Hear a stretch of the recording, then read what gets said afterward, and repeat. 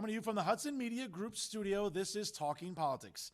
And I am New Jersey's premier award-winning journalist, Top 50 Latino as voted on by the Latino Spirit online magazine, along with the United States Latino Affairs Initiative, and certainly I'll continue to be the weapon of mass disruption in Garden State media, because my level of honesty, ladies and gentlemen, is truly necessary now more than ever in this era of journalistic deception. That's right, it's me, Fernando Uribe. Hope you all had a wonderful Memorial Day weekend, and while it's great to go down the shore and catch up with family and friends, let's never lose sight about what Memorial Day weekend truly represents. All the brave men and women who have sacrificed for our country and for our democracy. Certainly, our day at the beach would not be possible without their day at the beach throughout various battles in American history. So always remember to honor our brave men and women who have fallen to protect these United States. Of course, there's a lot to discuss, so let's get started. Here's what I'm thinking about right now. Now, folks, I'm not sure if you had a chance to check out the debate which was hosted here at the Hudson Media Group studio between U.S. Representative Rob Menendez and his challenger, Hoboken Mayor Ravi Bala, during this election cycle in the 8th Congressional District. Now, it was hosted here at the Hudson Media Group studios by the editor of Hudson County View, John Hines, and certainly, without a doubt, it went off actually quite well. It was very lively, it was informative, and most importantly, it was quite illuminating about how both candidates felt about a plethora of different issues. So once again, shout out to its moderator, John Hines, and of course, all the great staff here at the Hudson Media Group for making this debate possible. And here are some of the highlights I felt that really stand out about this debate. Right from the onset, folks, I felt Representative Menendez defended his points well, and he came out swinging, which is what you need to do, sort of, in a boxing analogy. When you're the champ, you need to come out swinging, but also be a little bit guarded as well. And for a fight that, guess what, the challenger has taken to online on multiple occasions, well, he came out very flat during the first debate, which was hosted once again by the New Jersey Globe, and I would give Ravi's effort an F. Well, this week, maybe a D, maybe I'll be a little generous, maybe a C minus. He still came off as very vanilla during the debate, and certainly, yes, there were moments when Rob kind of lost his composure, and listen, folks, we're all human. I get it. When you're literally less than 2 feet away from someone who has dogged you online, has dragged your family's name through the mud, has taken personal shots at you on social media, it's hard to keep your composure, so I can't really knock Rob for that. He's a human being, okay? But I will say, though, that Rob kept his composure all throughout. Sure, there are some moments he got a little bit flustered, and again, we're all human, folks, it happens. But Rob articulated his points well, from the constituent services that he provides, obviously in helping more than 1,600 families with issues ranging from immigration to other topics. Of course, going back to Washington, bringing back infrastructure dollars, which coincidentally would benefit cities like Hoboken, which Ravi Bala happens to be the mayor of. Now, in fairness, I don't want to sound completely salty on Ravi, but there were some moments that he had that were kind of witty and everything. Certainly holding Rob accountable for what he claims to be was a phone call that was, conducted in the offices of a public affairs lobbying firm. Again, I'm not going to sort of mention names, which I thought was Robbie was quick on his feet. But as you can see, Rob had a rebuttal for that. And overall, Rob had a rebuttal for almost everything that Ravi Bala was throwing at him. And once again, folks, to sort of use the boxing analogy, the challenger has to come out swinging, but more importantly, he has to connect. Really, on only a handful of punches. The champion, on the other hand, again, the incumbent, dodged every bullet possible that Ravi could throw at him. And what was interesting, though, is that, of course, there's a lot of controversy brewing around Hoboken Mayor Ravi Bala because of the recent lawsuit that was filed by former city employee Leo Pellegrini. Of course, Representative Menendez made it a point to remind the audience about, hey, why don't we ever see the text messages between Mayor Bala and Mayor Stephen Fulop from Jersey City? That seems to be obviously at the center of what's been going on with the allegations made by Leo Pellegrini. But throughout, folks, again, they remained quite cordial with each other. Sure, they faced each other. Sure, there was some animosity there in the tone of voice that Rob Menendez was imploring, and of course, also, that Ravi Bala was imploring. But I'll say this much. It was very, very informative. And quite frankly, it would have been great to even have 2 or 3 hours. Now, that's not realistic, but again, for a political junkie like me, I like those long debates. Now, it did last for a little over an hour, and once again, a tremendous job by its moderator, John Hines. Because as we all know, folks, there were moments that it could have become very, very volatile. But you can't say that to the walking weapon there, John Heinous, who I knew was going to keep control and make sure that everyone kept their composure if anything really ever got truly volatile. And the questions were interesting, certainly talking about Gaza, talking about infrastructure, talking about voting rights and voter ID, talking about, once again, funding that goes into the 8th Congressional District, and certainly their allegiances to the Democrat Party. Now, again, folks, there was one moment where, listen, I have to sort of take Representative Menendez and Mayor Bala to task. I get it. They're loyal Democrats. They're going to go down with the ship. They're certainly going to defend President Joe Biden to the very end. But I think, folks, if we're being intellectually honest, there isn't one metric you can give me that merits Joe Biden getting reelected. And again, I can be objective about this. I know everyone tends to be emotional when it comes to talking about the 46th president. Well, folks, the reason that the 45th president deserves to be the 47th president, quite frankly, folks, we're seeing inflation still a serious problem for everyday Americans. While Joe Biden, Kamala Harris, and the entire White House administration will tell you the economy is doing well not really, and that's not true at all. Interest rates are still suffocating Americans every day. More and more Americans are under deeper debt than they ever were in the last 5-6 years. Fuel prices still continue to be a problem, and even though Memorial Day weekend came and went, which tends to be sort of the unofficial start of summer, gasoline prices are still way too high. Should we be drilling domestically? Sure, absolutely. Can we do it responsibly? Yes, that's happened before, and certainly it can happen again. This sort of dependency on foreign oil is something we can do without. But of course, again, Representative Menendez and Mayor Bala, again, true blue, dedicated Democrats, they were not going to abandon Joe Biden. Now, again, it's kind of hard because whoever wins the primary coming up on Tuesday, June 4th, is going to have to campaign on the same ballot and on the same flyers that are being distributed and mailed for the foreseeable future, leading up to November the 5th. Now, again, whether it's Menendez or Bala, they're going to have to find a way to sort of defend the record of the United States president, because if they're looking to represent the 8th Congressional District in the House of Representatives, they're going to have to campaign with Joe Biden. And as you can tell, obviously, forget about polling, folks. There isn't one metric you can give me that makes that a very easy job. So I thought, their answers were kind of interesting. Again, a little predictable, being Democrats, as folks, certainly Republican candidates, will make sure to depend, obviously, on their support and defend Donald Trump, the 45th president. So not a surprise with that question or answer by either Menendez or Bala. But overall, folks, one of the things that really stood out for me, again, was the fact that Ron Menendez, as the incumbent, as the champion, held his own on more than one occasion throughout the entire debate itself. And for the challenger, again, he had to come out swinging, and most importantly, he had to connect with his punches. He didn't really do that. And what I thought was really interesting, during one of the exchanges, was Mayor Bala having the audacity to say, no, Congressman, this isn't about Bob Menendez, it's about Rob Menendez. No, Mayor Bala, you've made it an entire campaign to make it about Bob Menendez. You've sent out flyers. There's a PAC, sending out flyers and publishing online ads, whether it be via YouTube or streaming services, that consistently try to link Rob and his father together. And I've said it before on this show. Everyone's entitled to due process. All it takes is one juror, folks, one juror, to believe that the FBI and the Department of Justice is being weaponized against someone. Aren't we seeing that with the 45th president? Well, guess what, folks? I'm consistent on this show as well.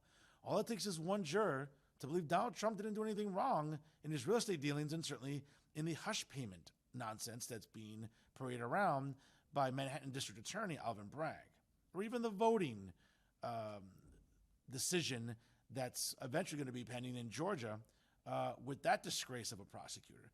But the bottom line is, folks, that Bob Menendez right now is on trial. Now, sources are telling everybody that Bob Menendez, the senior incumbent United States senator, is quietly assembling signatures before the June 4th primary date, which again will be the deadline for him to run as an independent, which could prove to be disastrous for Democrats, folks, in this climate, because as we all know, Joe Biden isn't very popular. And despite the fact that Andy Kim, the current representative in the 3rd Congressional District down in South Jersey, is raising a lot of money, and he's pretty vanilla too, let's be honest. Guess what? Whoever wins the Republican primary, which is whether it's Mendham Mayor Christine Glasner-Serrano or South Jersey businessman Curtis Bashaw, both of which I've interviewed on Real Talk, folks, so check it out, obviously on jerseyfirst.org/TV as well. It'll be very interesting what effect Bob Menendez has should he run as an independent. And again, whether or not he's convicted, hey, we'll see. But even if he is convicted, it's my understanding, folks, he can still run as an independent, which is kind of interesting. But as I said before, all it takes is one juror, and it seems like Ravi Bala has forgotten that. Obviously, in addition to all the other sort of ethical shortcomings, he's had an attorney in recent years. So we'll see, obviously, where he stands on that. But in a debate that he had to come out and sort of redeem himself from the F grade that he got in the online debate with the New Jersey Globe, he didn't do much better here, folks, at the Hudson Media Group. He still looked pretty flat, and he still looked pretty vanilla. So yeah, sure, I'll give him an F on the first one, but maybe I'm being a little generous, maybe a C- at best against Ron Menendez this week. Now, I know that both Representative Menendez and Mayor Bala will be going to the NJ Spotlight studios to meet with Uncle Dave, good old David Cruz, in not a debate format, but sort of sitting on a couch and sort of talking with David Cruz. Hopefully that doesn't put anybody to sleep since David Cruz is hosting. But nevertheless, folks, it was quite a lively debate here at the Hudson Media Group studio, and so to no one's surprise, it was brilliantly moderated by John Hines. Obviously, this is the quality type of production and content that we continue to bring you every single week here at the Hudson Media Group. But then again, don't you know that already? And that's what I'm thinking about right now. Now, some local news for your consideration. And certainly, folks, you'll get quite a laugh out of this one. A special thank you to the editor of the Hudson County View, John Hines, for his reporting on this story, as a letter to the editor was submitted by, what a surprise, Hoboken 5th Ward Councilman Phil Cohen, explaining why he believes that Mayor Bala deserves to represent New Jersey's 8th Congressional District in the House of Representatives. He writes, "Dear editor, next Tuesday we have a crucial election that will shape the future of Hoboken and Hudson County, and early voting begins today. I've worked closely with Ravi Bala for nearly 2 decades. Ravi has effectively tackled our community's most pressing issues, really, including flood resiliency, which is not true, infrastructure upgrades, the jury's still out on that one, parks and green spaces, yeah, that's great, but it still doesn't affect the other things, and Vision Zero initiatives for pedestrian safety. Now, Hoboken is an amazing community, and Mayor Bala's leadership is a huge part of our city's success. Don't believe the misinformation and desperate attacks from Mayor Bala's opponent. I know Ravi personally. I've seen his integrity. Really, where? His commitment and his passion for his service to the community. Ravi has successfully worked to make Hoboken a national model for good governance. That's a joke. Addressing flood resiliency. That's a joke. Pedestrian safety. The jury's still out on that one. And so much more. Mayor Bala's 6 years of successful leadership as Hoboken mayor, coupled with 8 years of experience as a councilman, demonstrates his proven ability to deliver results. He is the leader Hudson County and the residents of the 8th Congressional District need, running on his long record of accomplishments. I wholeheartedly endorse Mayor Ravi Bala for Congress in the Democratic primary and encourage you to vote early or vote on Election Day, June the 4th. Respectfully, Phil Cohen, Hoboken City Councilman." Well, folks, here's a couple of things first. Phil Cohen, again, is a guy who, by the grace of God, and again, because Peter Cunningham chose not to run for another term, Phil Cohen was able to slide into that seat during the previous term. We all know the great job Peter Cunningham was doing, and he made a conscious decision to spend more time with his family. He has served Hoboken admirably for many, many years, and of course, I think it was a well-deserved retirement. So let's not kid yourselves, folks, as someone like Phil Cohen, who even ran with the line when the county line was in effect, got demolished by County Commissioner and then, at the time, freeholder Anthony Romano. So let's not make it out to be like Phil Cohen has some sort of incredible political capital. He doesn't. He's part of the Lollipop Guild, the virtue-signaling group of misfits in the Mile Square City, who, again, we're only a couple of days away from Pride Month, and you can rest assured that he, along with the Lollipop Guild, Emily Jabor, and Joe Quintero, along with Mayor Bala, will be more focused and sort of fixated on pronouns than property taxes, on making sure that the crosswalks have rainbow colors, than making sure that the rat infestation problem in Hoboken is actually addressed. Not the rats working at City Hall, like Vijay Chichari and the rest of the administration, but actual rodents who present a serious public health hazard to our seniors and our kids alike. Okay? And while sure, Ravi can brag about opening up another dog park and drag queen story time at the Hoboken Public Library, folks, when it comes to serious issues, as we all know, Mayor Bala isn't on the right side of them. So does Phil Cohen's endorsement really mean anything? Of course not. Everything Phil Cohen has in his political career, he owes to Ravi Bala. So it's pretty much the bill coming due. Now, do we take Ravi Bala seriously? Certainly, there's a bit of a progressive coalition that is supporting Ravi Bala, maybe not sincerely or legitimately, since we all know that Ravi Bala isn't a progressive.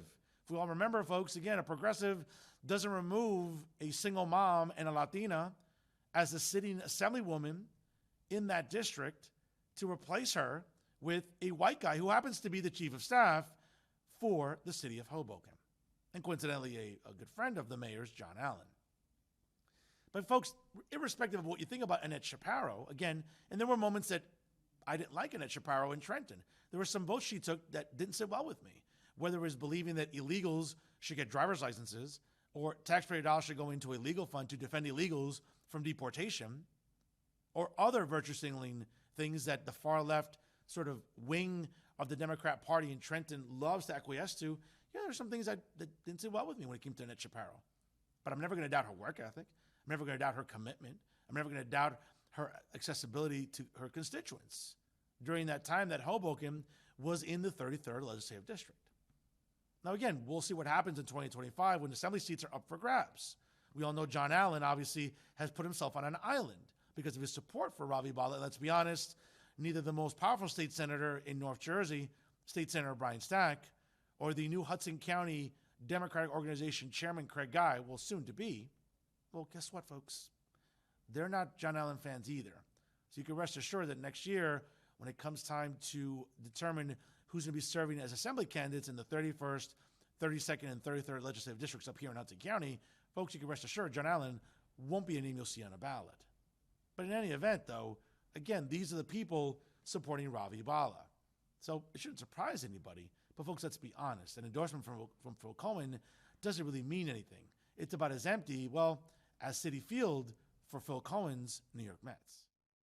Now let's move to Hudson County's largest city, Jersey City, and a special thank you to Daniel Aloha, representing the Hudson County View, for his reporting on this story. With the mayor's race in Jersey still 17 and a half months away, Jim McGreevey, former governor, is still holding town halls. As a matter of fact, he held his 7th town hall during this campaign. While the nonpartisan Jersey mayoral contest isn't until November 4th of 2025, former Governor Jim McGreevey held a town hall last week. He went on to say, quote, "I've got a bias for folks who have been around." McGreevey joked to about 50 people at the Monumental Baptist Church, which is located at 121 Lafayette Street. He also said this was his 7th town hall meeting since declaring for mayor in November of 2023, roughly 2 years before Election Day. Education was the first subject discussed at the public forum. Laura, who declined to give her last name during the town hall, said classes like spelling and geography have been cut from the curriculum in the Jersey public schools. It's an area I think is so critically important. I want great schools for every child regardless of zip code, McGreevey began, noting he penned an op-ed on literacy recently with the Jersey Journal. The children are at a disadvantage. They're expected to go on to 1st grade writing a paragraph. Preschool kids should be learning to read too, according to LaToya Hiller, who also expressed concerns about financial literacy. McGreevey responded that every child of an appropriate age should be enrolled in pre-K, to which Hiller said there aren't enough services for those in need. Now again, wonderful questions and topics discussed during the 7th town hall, hosted by former Governor Jim McGreevey. And yes, folks, 17 and a half months is a long time in politics. Now, whether or not Jim McGreevey might burn himself out before November 4th, 2025 remains to be seen. But if we know anything about Jim McGreevey, he's tenacious, he's gritty, he's savvy. He's cut his teeth, folks, in the political game. He's a veteran of it, and he's a survivor of it. Now, we'll find out exactly what happens as the field continues to get a little more crowded in Jersey City.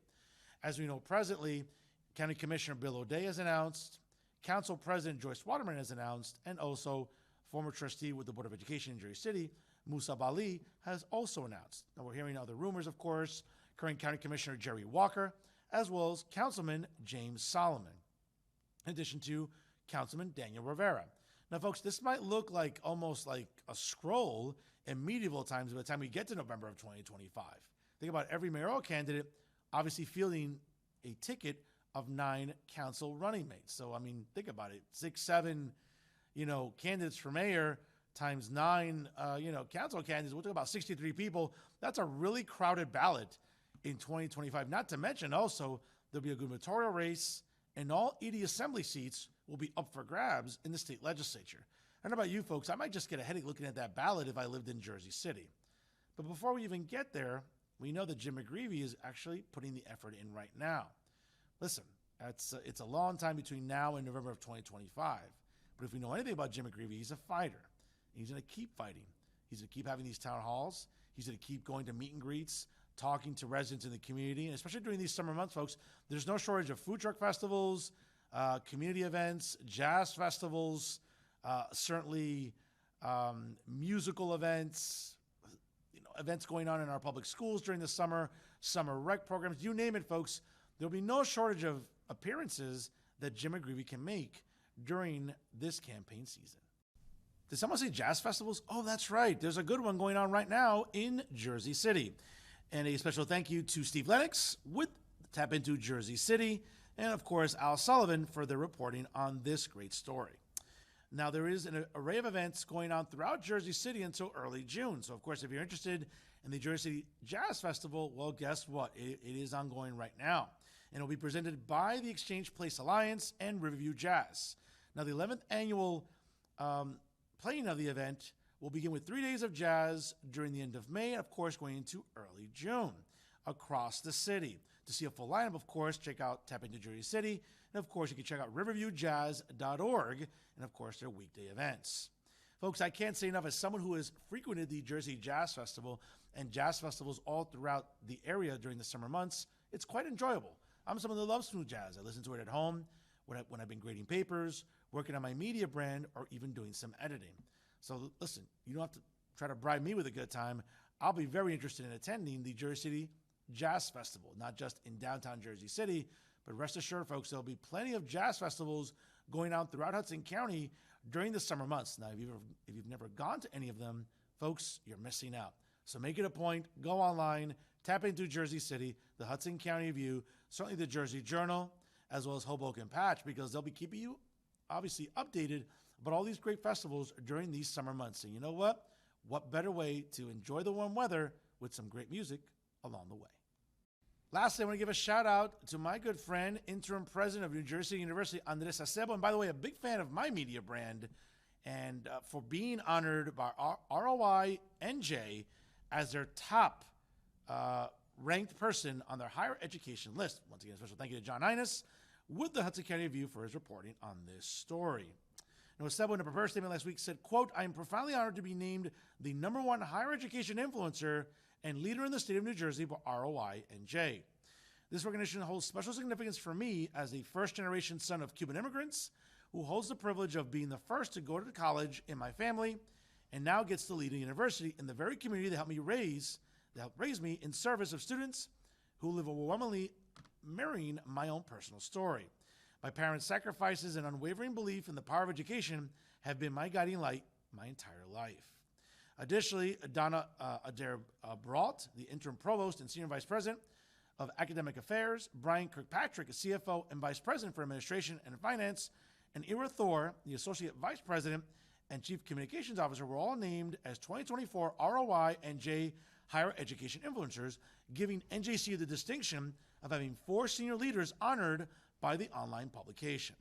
Brault, who was recognized in 2023, was chosen for the second time, while Kirkpatrick and Thor were each selected for the very first time. Folks, I can't say enough about how Andres Acebo continues to impress me, and he should impress you as well.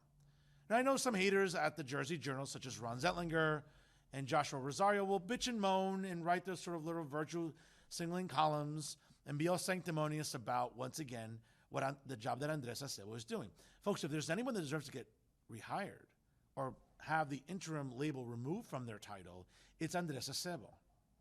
Here's a guy who's rolled up his sleeves and has gotten to work, right? And for a guy that's succeeding in abject failure like Sue Henderson, who was president of NJCU for 10 years and almost ran it into the ground financially and everything else otherwise, Andres Acebo is doing an incredible job in cleaning up her mess. It'd be nice if Governor Murphy and obviously the governor's office and the DOE gives Andres Acebo some help as well. I get it that, the governor's office obviously was trying to have a hand and some sort of influence in who the next president would be. And obviously, we all know the disaster that Dr. McMillan was as commissioner of the Department of Education. And good riddance to her. Listen, I wouldn't trust this woman to run a hot dog stand in the middle of the blazing sun during the summer. I'm sure she'll land on her feet somewhere, but folks, she really shouldn't, and she doesn't deserve to. But you know who does deserve to? That's Andres Acebo. So later on this December, when the Board of Trustees at New Jersey University have to sit down and look at, hey, do we extend Andres or do we begin the painstaking process of forming a search committee and looking for a new president? Well, I hope that the Board of Trustees thinks otherwise. Andres Acebo deserves to remain the president of NJCU. He took on a very bad situation, made necessary cuts when he had to, and again, listen, I get he's going to piss off some academics and faculty members and members of the DEI community at NJCU who love to virtue signal and talk about academics and talk about funding. Folks, it's not an easy job. And sometimes hard cuts are a product of hard decisions. But I can tell you one thing. The hard decisions have truly benefited NJCU. And Andres Acebo, without question, deserves to be number one on the ROI NJ list for higher education influencer. And folks, let's be honest, with the great job he continues to do, he should be on the top of that list for the years to come. So once again, congratulations to fellow Cuban, Andres Acebo. Vaya, dale hombre, felicidades. And certainly keep up the great work in what you're doing at New Jersey University. And despite what the Jersey Journal wants to bitch and moan about, again, they live to bitch and they bitch to live. But what else would you expect from the Jersey Journal? But you know what? What you can't expect from Andres Acebo is a strong work ethic, commitment to the community, and most importantly, a sense of pride in making sure that students have the same at NJCU. And that's our show for this week. Once again, a special thank you to the Hudson Media Group, the leader in independent media right here in Hudson County, for their belief in my abilities and certainly their beliefs and support of Talking Politics with Fernando Uribe, 5 years and counting. Make sure you like them on Facebook, of course. Follow them on Instagram and Twitter. And don't forget to subscribe to the Hudson Media Group on YouTube. You'll see great content like Talking Politics with Fernando Uribe, along with Hudson County View Live, hosted by John Highness, Stick at Night, hosted by Hudson County Commissioner Anthony Romano, and of course, all the issues and all the great stuff going on in the municipality of North Bergen, New Jersey, hosted by the beautiful Greta Hernandez. Folks, it's great programming here, a great staff, great production value. That's what you get every single week here, courtesy of the Hudson Media Group. And I'm proud to partner with them and proud to be here every single week. And always remember, ladies and gentlemen, if it's unbiased, unfiltered, and unafraid, it is always Talking Politics right here with the Hudson Media Group. I am New Jersey's premier award-winning journalist. I know that's a bitter pill for some to swallow in the establishment media here in Hudson County and in New Jersey, but suck it up, kids. I'm not going anywhere. Certainly, I'll continue to be a top 50 Latino as voted on by the Latino Spirit Online magazine, along with the United States Latino Affairs Initiative. And yes, folks, I'm still the weapon of mass disruption in Garden State media because my level of honesty, now more than ever, is truly necessary in this era of journalistic deception. That's right, folks. It is me, Fernando Uribe.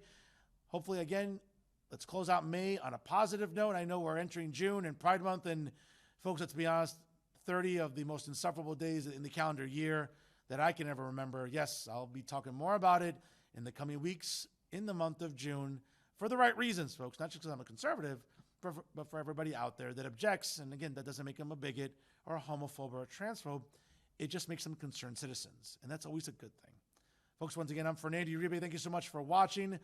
Always please party responsibly, and always remember, if you can't be good, be bad, baby. We'll see you next time here on Talking Politics with the Hudson Media Group. And always remember, stay classy, everyone.